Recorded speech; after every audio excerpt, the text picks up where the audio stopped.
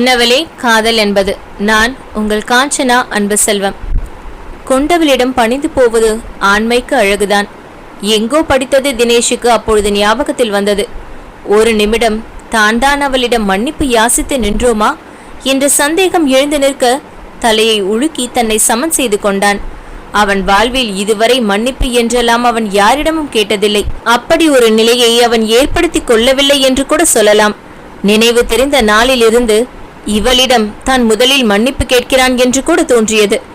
அவனையும் அறியாமல் தான் கேட்டுவிட்டான். ஆனால் அதில் தவறு ஒன்றும் இல்லை என்று இப்பொழுது தோன்றியது.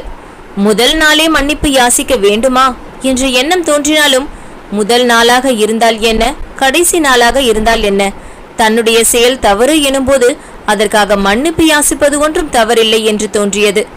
அதுவும் மனைவியிடம். தூக்கம் வர மறுத்தது. கதையை தொடர்ந்து கேட்க என்னவளே காதல் என்பது கதையை கேட்டு பாருங்கள். கதை பிடிச்சிருந்தா லைக் பண்ணுங்க, கமெண்ட் பண்ணுங்க, உங்க ஃப்ரெண்ட்ஸ் சர்க்கிளுக்கு ஷேர் பண்ணுங்க. கதையின் அடுத்தடுத்த பதிவுகளை கேட்பதற்கு காஞ்சனா அன்பு செல்வம் நாவலை சப்ஸ்கிரைப் பண்ணுங்க. நன்றி, வணக்கம்.